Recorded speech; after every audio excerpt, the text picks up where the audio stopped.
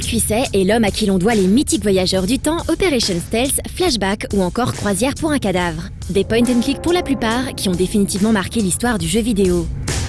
Mais c'est dans un tout autre genre que ce grand monsieur de l'industrie va tenter de s'illustrer avec Amy, son dernier projet en date maintes fois repoussé et censé sortir en fin d'année. Un titre aux allures de grosse production qui ne sera pourtant disponible qu'en téléchargement. Pour deux raisons essentielles. La première, évidemment, la raison est économique. C'est que développer un jeu en boîte, maintenant, ça coûte énormément d'argent. Développer un jeu sur PSN, évidemment, le format est plus court, le jeu est moins long, fait que ça revient moins cher. Aujourd'hui, sur PSN ou XBLA, on a des jeux qui sont des jeux d'arcade, des jeux de garage qui sont faits avec des toutes petites équipes. Puis d'un autre côté, on a les jeux en boîte qui sont faits par des grosses équipes de 300, 400, 500 personnes avec des budgets colossaux.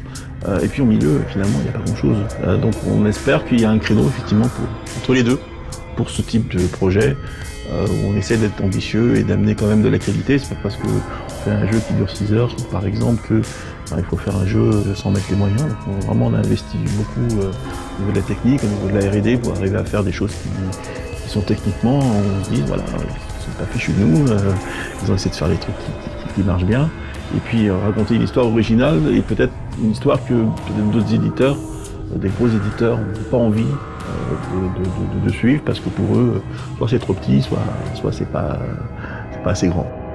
Amy est donc un survival qui met l'accent sur la relation entre l'héroïne, Lana, et Amy, la petite aux pouvoirs étranges. On a donc affaire ici à de la coop avec une IA, une tendance que l'on retrouve de plus en plus dans les jeux vidéo.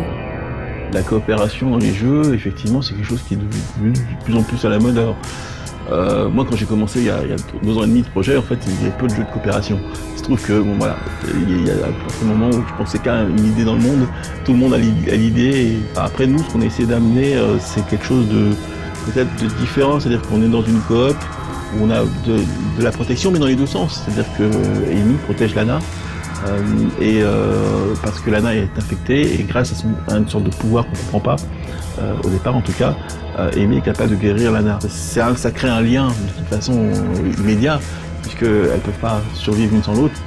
On joue sur cette tension parce qu'il y a une séparation, il y a forcément des moments où elles sont obligées de se séparer l'une de l'autre, et où là effectivement Lana commence à se transformer et devenir peu à peu une sorte de zombie. Et si elle reste trop longtemps hors de la présence d'Amy, l'affection gagne tellement qu'elle finit par se perdre complètement et le jeu se termine. Après, chacune a des spécificités propres en termes de gameplay. Bien sûr, Lana peut combattre, faire des actions, etc. Mais Amy peut l'aider parce qu'elle est petite, elle peut passer à des endroits où Lana ne peut pas passer. Et puis ensuite, Amy, c'est une petite fille très spéciale qui a des facultés qu'on va découvrir au fur et à mesure.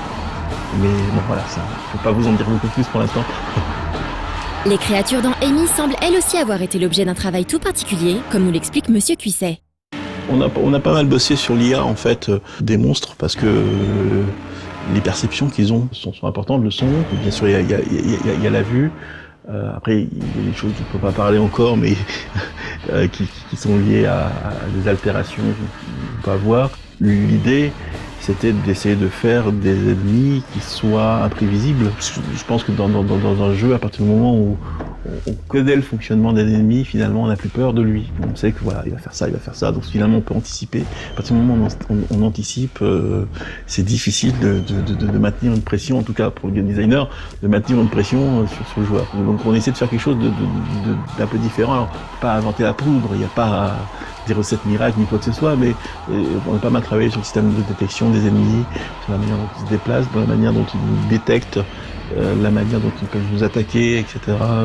Donc ils peuvent communiquer entre eux, si jamais il y en a un qui nous voit, d'autres nous voient, etc. Sur la manière aussi de les leurrer, parce que tout l'intérêt est là, c'est-à-dire qu'ils ont des perceptions, et l'intérêt finalement de l'infiltration, c'est d'arriver à leurrer la perception des ennemis.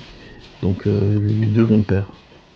Même si d'un point de vue production, Amy reste assez loin de projets comme peuvent les mener les gros éditeurs, son développement a tout de même posé quelques défis. Notamment sur des petites idées toutes bêtes sur le papier, mais extrêmement difficiles à mettre en œuvre, comme le fait de faire se tenir par la main les héroïnes. Effectivement, il y a des problèmes techniques qui sont tout simples, qui paraissent tout simples. On se dit oui, tiens la main, c'est facile, etc. Puis finalement, on se rend compte des situations de combat, des situations de danger, où à cause des collisions, à cause du décor, etc.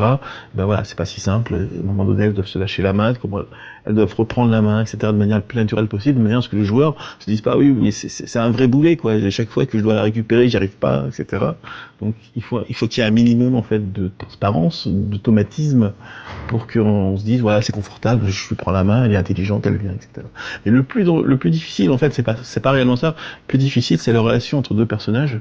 Comment faire en sorte que Amy ne paraisse pas être une IA, un bot qui se déplace, qui est scripté, qui fait des choses, etc. Et donc là-dessus, on a beaucoup travaillé aussi sur ses perceptions à elle, la manière, ses capacités, par exemple, à détecter des choses, regarder des choses, elle s'intéresse à l'univers qui est autour d'elle, etc. Même si, évidemment, elle parle pas, elle est un peu dans son monde. Elle peut aider Lana parce que il y a des choses sur lesquelles elle est sensible.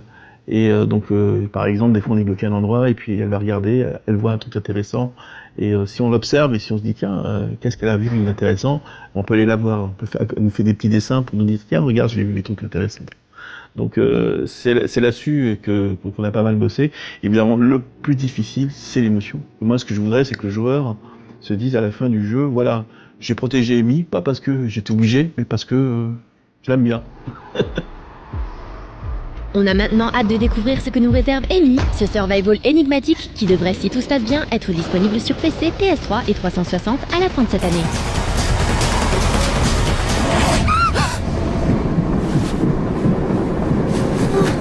Oh, Amy, everything is gonna be okay. I promise.